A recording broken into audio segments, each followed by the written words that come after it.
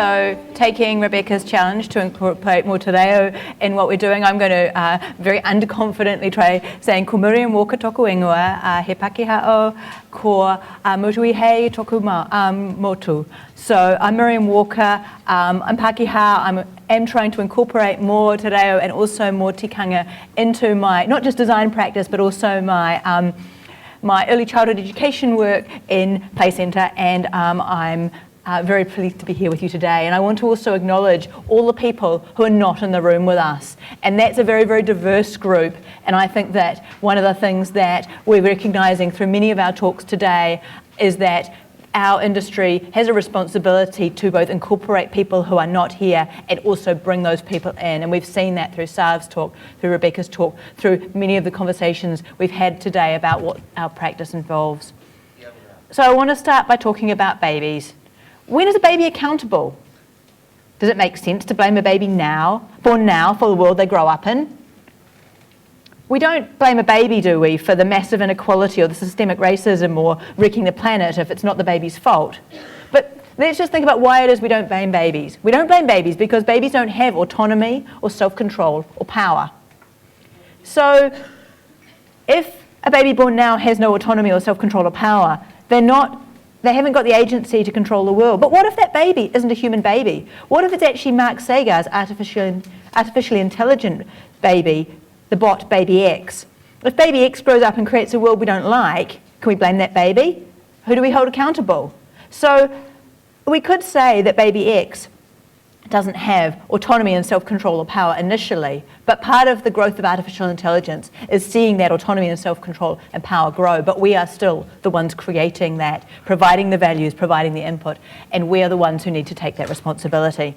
So I'm here today because I'm worried about a world where accelerating artificial intelligence leads to massive job losses, even greater inequality, loss of diversity, and huge social upheaval.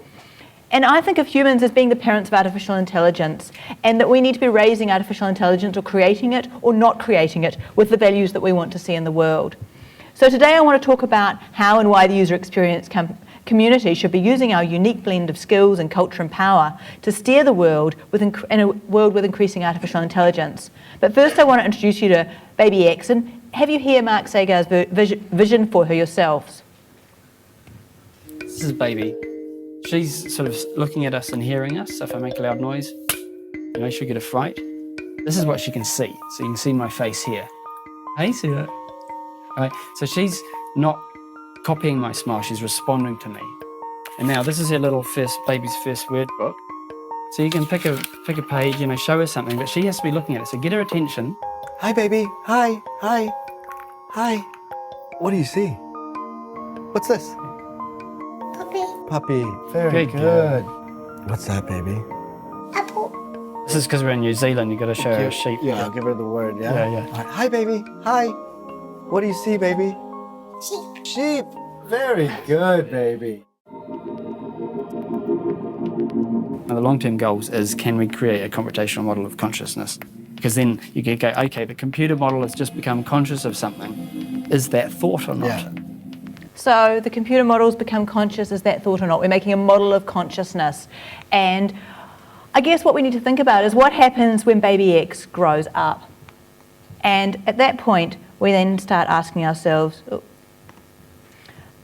what is the thing that growing up means? It means learning to understand human emotion. It means understanding human speech. It means sensing and distinguishing two-dimensional and three-dimensional objects and sounds and smells and vision. It's recognising patterns and all sorts of information. It's putting together existing patterns in new ways, making decisions and recommendations, implementing and enforcing rules. These are the things that human beings do.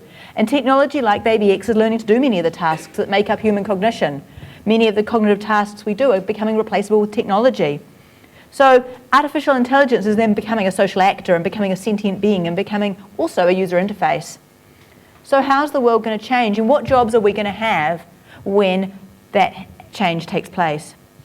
Well, as Baby X grows up, there's a prediction that 47% of US jobs will be lost.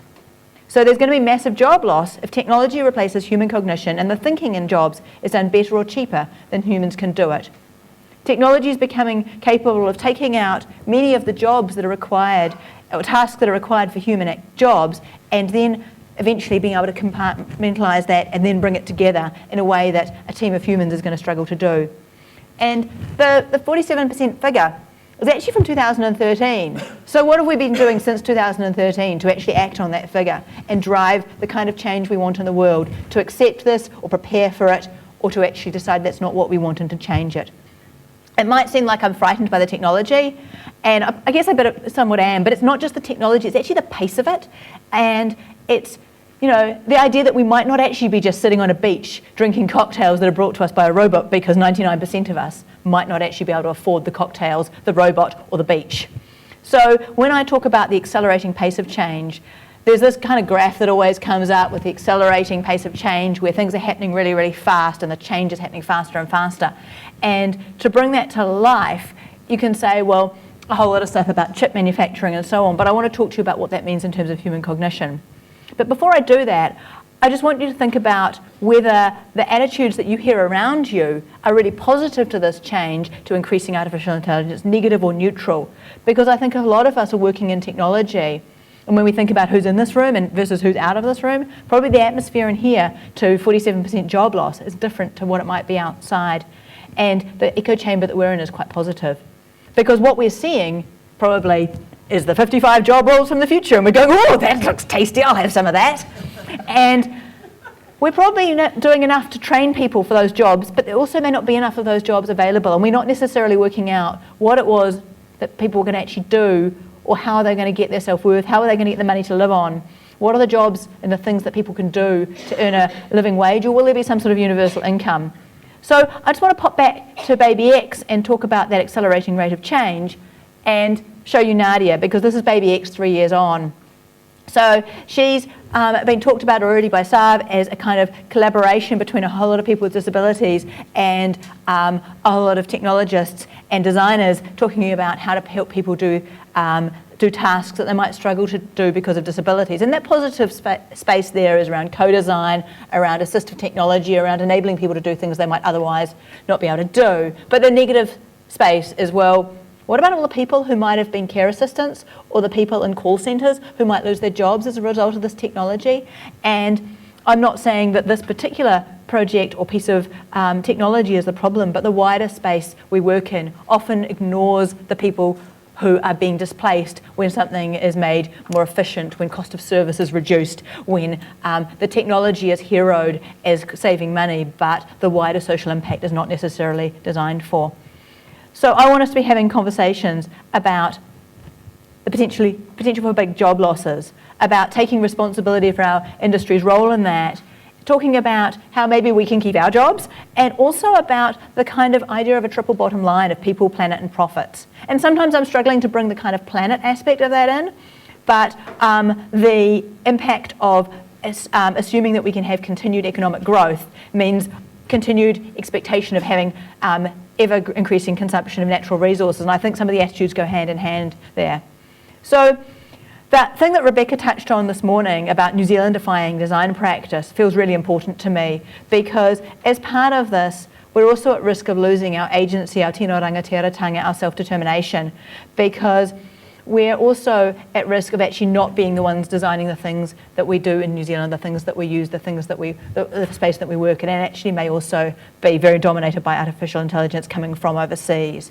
So I'm just going to take a moment to think about how we're responding. And this is a very play centre kind of way of doing things. I don't know if many of you have worked in early childhood education, but there's a lot of kind of, what are we seeing?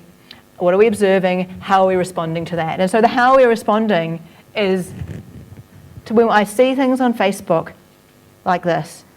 2 weeks ago, somebody said that they'd been on the Will Robots Take My Jobs website, and the job that was closest to what they do, which is in the user experience research and design space, wasn't on the list, but they figured that they were kind of close to the 1% chance of a robot taking their job, and they said, my job isn't on the list, yay.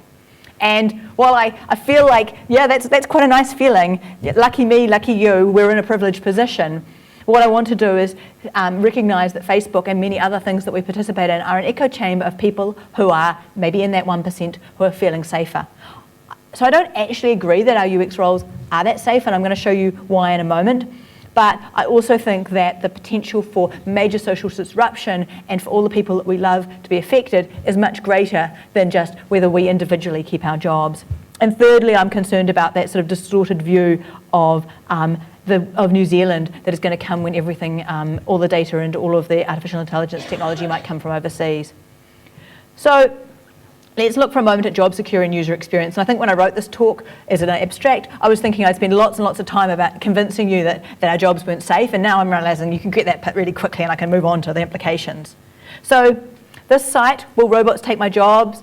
My job is a prediction model based on that 47% estimate and the research model behind that. And one of the examples that it does have on it is fashion designers. And so fashion designers are at 2.1%. And there's a site called Stitch Fix, which actually says to me, when I look at it and read about it, that actually maybe that 2.1% is quite a low estimate. Maybe things have changed since 2013 and they've got worse. So Stitch Fix sends out packages of clothes on the basis that customers can buy or return them. They use previous customer data, customer measurements, what people have bought before to determine what they'll buy and what they'll return. There's a human stylist in the mix who might take the 10 garments and narrow them down to 5, or read the notes about the occasion and make some changes, or try and develop some sort of relationship. And that human stylist is in there for the moment. But what's happening is that they're getting more and more data, and so maybe they use the human stylist less and less. And now they're also developing algorithms which say, I think we can make new pieces of clothing. This fabric, that neckline, that type of sleeve, this measurement, that length. Oh, look, we've got a garment in this colour that people will want to buy. And so items of clothing are being designed by algorithms. And it's a matter of taking patterns, what's worked, what hasn't worked, and learning from that. And it's being done with massive quantities of data that no human could consume on their own. So the human brain's really good at synthesizing all this information, but the capability of technology is greater. So I figure this is a bot learning to do a design job. What about software and website design? Well, e-commerce feels like a kind of low-hanging fruit in terms of something to replace to me, because there's so much that can be measured. So there's a great feedback loop in terms of data. There's lots of existing patterns. We know that if we make something that's too wild and out there, actually people don't want to do the learning in order to do the task they're trying to do. They actually just want to make it easy so they can get their task done. So keeping to within a kind of cooey of the existing patterns that have worked is quite a valuable way to behave if you're designing an e-commerce site. So it feels like maybe bots aren't too far off replacing designers in the design of e-commerce sites. So I created a list of kind of examples of tasks, and I thought maybe I could get you to do a quick vote about which of these jobs you thought would be the last to go if bots are coming to get us. So you might have to do it as a suspension of disbelief, but I'll just quickly count to 6 and raise your hand at the job you think is most secure. So 1, 2, 3, 4, 5, 6. So we've got a sort of smattering between 3 and 4. So maybe e-commerce website design, or was it? I think it was 3 and 4, and content authoring. I also think analysing human activity data and identifying opportunities for new products and services came in there a bit in your show of hands.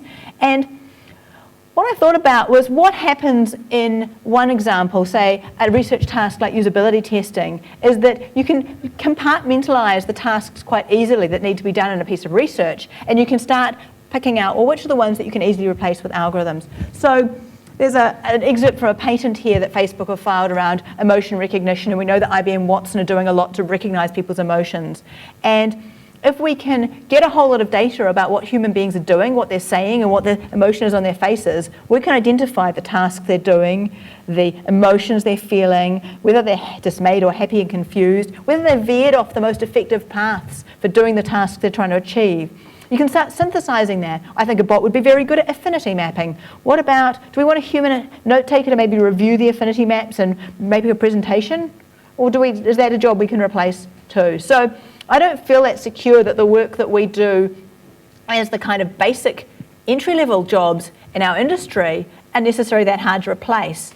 And as that starts to happen, we'll be in the same position as lawyers, where it's actually quite hard to justify hiring graduates, and then it's hard to start growing people, and then actually there's no career progression, and oh shit, before you know it, it's actually quite hard to have a diverse industry. And so now feels like a really critical time to me for bringing in people who can learn from some of the tasks that might be easy to replace soon, and growing that diversity of our industry and growing the skill base and the number of people, because otherwise the kind of things that make good learning opportunities for people who are just starting out might be actually hard to justify hiring a human being for.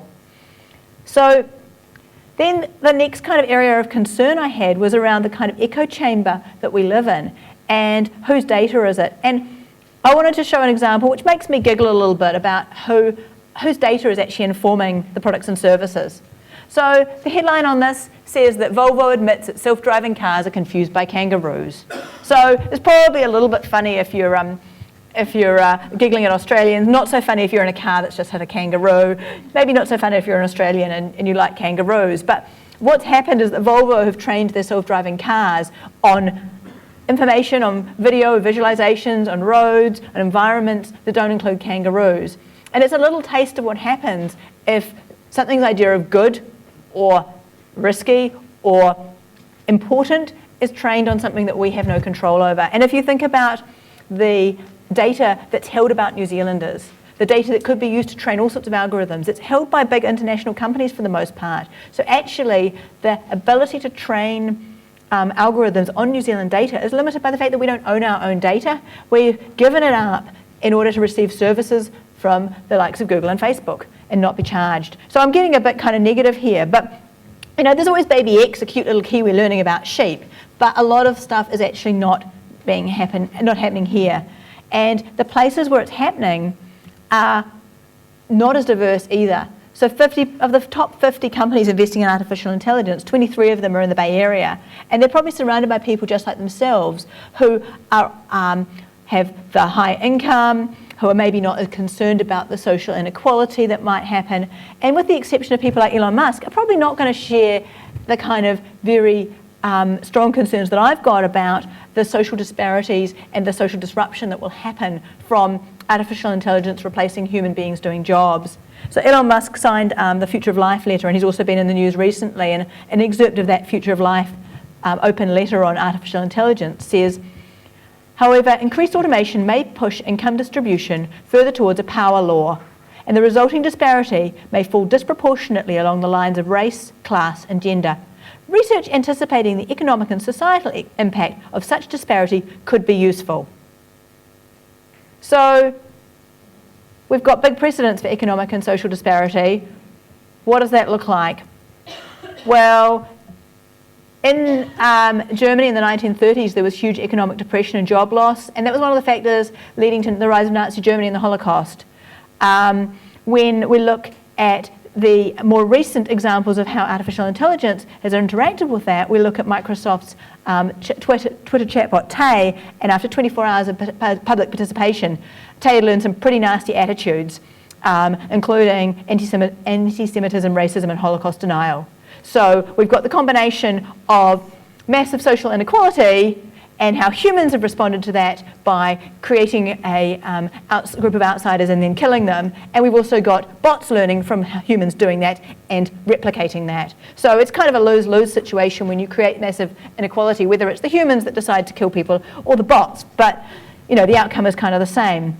And then if you look at things like the rise of Trump, that's also off the back of huge social inequality. And if you feel like I'm being a little bit far from home in this, you can always look at the dawn raids in New Zealand, where in the 1950s New Zealand needed lots of labour for factories, and Samoan and Tongan immigrants were welcomed with open arms to New Zealand. The government ignored all of the legal requirement for work visas and said, just come on, just come on. There was no checking up, there was no message that, you know, when your visa expires you go home. There was just a continued message that we needed your labour.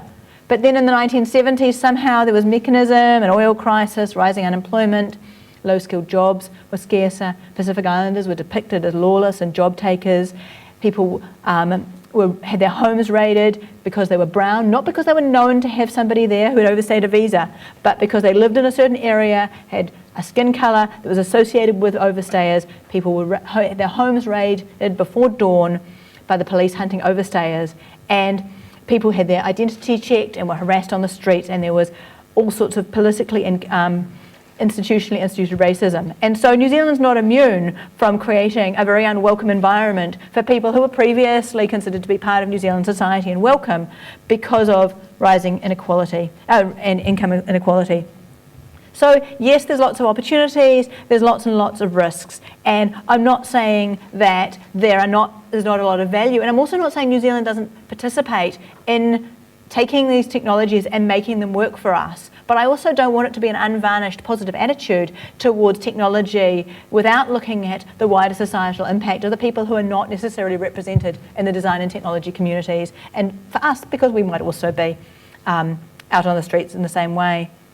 So there's lots and lots of ways that we can respond to things that are uncomfortable in our society. And off the back of a coffee conversation this morning, I was remembering a very good friend from university who created a fantastic data model of the impact of paid parental leave on California. And he's an economist with a strong maths background, and he took that to the state legislature and he made the case for paid parental leave, and as a result, California got paid parental leave. So that's a socially equalising activity happening out of a whole lot of data, and that job might be easier for him to do now than it was before. He was also able to show that that the stock prices of companies who stood to benefit from the US invading countries rose just before the invasion became public. So people on the inside, knowing those invasions were about to happen, were making financial decisions to the benefit of them and their families. So there's a whole lot of things that you can do with data that actually help prevent bad things happening or help identify when bad things are happening and can redress wrongs. And I'm not anti-technology, but I want us to recognise that our unique environment and our cultural diversity is something that we want to protect in these conversations. And I also want to recognise that it's not all down to design decisions. You know, we can lobby governments to make laws and policies. We can talk about how New Zealand participates in free trade movements. We can talk about things in terms of, apartheid era type sanctions where withheld money as economic sanctions. And we could withhold money from Uber if we didn't like the way they were behaving, There's always that opportunity if you don't like how technology is replacing humans or trying to. We can lobby companies, we can form organisations to protect and care for people who are disadvantaged, and we can right the wrongs of the world in that way. But as particularly people in the user experience community, we've got a skill set around putting humans at the heart of our work, opening the conversations up about balancing not just the profits, but also the people and the planet in the conversations about what we're trying to achieve. And so trying to use those skills to look at a wider picture and having much more conversations is part of it. We can also talk about what work we actually do and what problems we're choosing to act on. Are the problems that our generation is solving going to be the problems that we feel proud of doing? There's always that kind of thing, nobody went to their grave saying, I wish I'd spent more time at work. But I also don't want this generation to be the one who said, the most important thing for our generation is to work on apps to find better places to have our dinner. If you spend your work life improving the lives of many others and you're creating a community, and thank you to those who are creating this community that we're in now, you can actually be doing work that is going to be immensely satisfying for your whole life. And there is so much work happening in New Zealand that I would encourage you to all investigate and participate in around co-designing, increasing the diversity of people involved in design and looking at the social value that our skills can provide. And people like the Southern Initiative and the Auckland Co-Design Lab are one example of people who are looking at the skill sets that are represented in this room and how to use those for social innovation and social good. So we can be a voice of alarm, we can be people who use our skills to create greater value. We can be people who look at how New Zealand holds its own in terms of creating that tino rangatiratanga, that self-determination in our, and preserves our diversity. It's just a technology in the same way that other forms of technology are technology, but in that big exponential curve, which I should draw the other way for you, what we should be recognising is that human intelligence will be surpassed by machine intelligence, and those machines will be learning from the examples we set. And so the way that we live our lives and the work we do is informing the work that those machines will do on our behalf or instead of us or instead of other people in the future. So the role modelling for that baby of baby X needs to come from all of us, because it's all of us whose work is going to be emulated and replaced.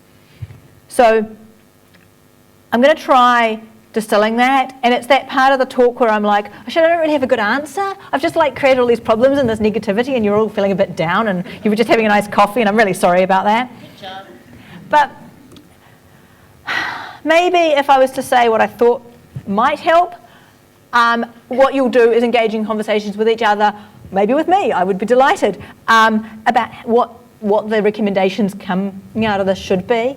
My kind of flippant kind of way of thinking of it is that we should be working on wicked problems, on the things that are hard to solve, because those are the things where technology is not just going to replace us by copying the things that we know how to solve well. Working on the dreams and fears of the whole population, helping people get access to all sorts of things that they might otherwise struggle to access, like SAVAs. Access to communication with other humans is a pretty powerful thing to be creating. Co-designing so that we're hearing the voices of other people and not working in our own echo chamber. I've got 1 minute, perfect. I only need 1 more minute.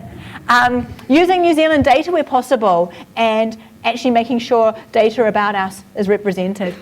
Designing for new technologies, because we do need those skills, and diversifying the types of things that you create, the people you work with, and so on. I want to recognise the idea of ACOR here, and I really think as part of increasing the diversity of the community, that every one of you mentors somebody else, we will increase the diversity of knowledge that we have, we'll increase the size of our community and New Zealand's ability to compete. But I also think that as a teacher you learn so much, and that if the people that you bring in are people who are not like yourselves, who are different in some fundamental or interesting ways, your knowledge will be so much richer for that. And so recognising the value of learning and recognising the value of teaching as part of an exchange, but also part of that diversifying. So I have a kind of ambition around co-designing some sort of initiative to help grow the pool of people who practice co-design, user experience, and so on in New Zealand. And that is very much taking shape in my mind, but I don't really know what it looks like. And I'd love to have conversations with any and all of you who might be wanting to learn, wanting to grow skills, wanting to hire skilled people, wanting to make New Zealand competitive, and really wanting to engage in how we make the most of technology without having it done to us, or having people who are in the 1% worldwide or in some limited kind of viewpoint or geographical area decide on our future. So that's where it is. I'm sorry I don't have a clean solution. It's not a simple problem. The time.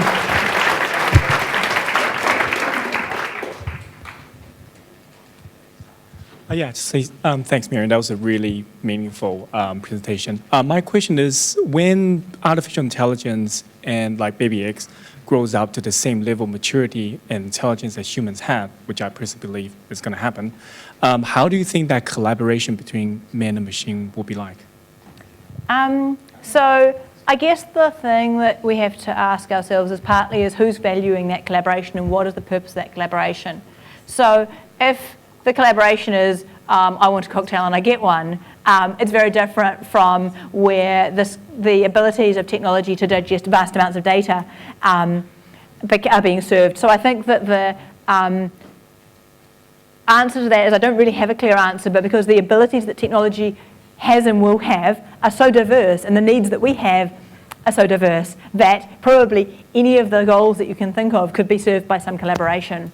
And Baby X and Erica are examples of technology being personified and looking like a human being so we can have a conversation, but not all technology necessarily needs to look and behave like a human being to serve us. It might be that as a result of technology becoming very sophisticated, we don't need to do design research because technology can use data about the world and solve the problem, and the problem is solved. Or actually, the thing that we might think we need to do now, we actually no longer need to do because the whole problem has just gone away. So the collaboration might be something in the background doing something we didn't have yet asked for before we needed to ask for it. Or it could be a much more explicit humanoid-looking robot or interface.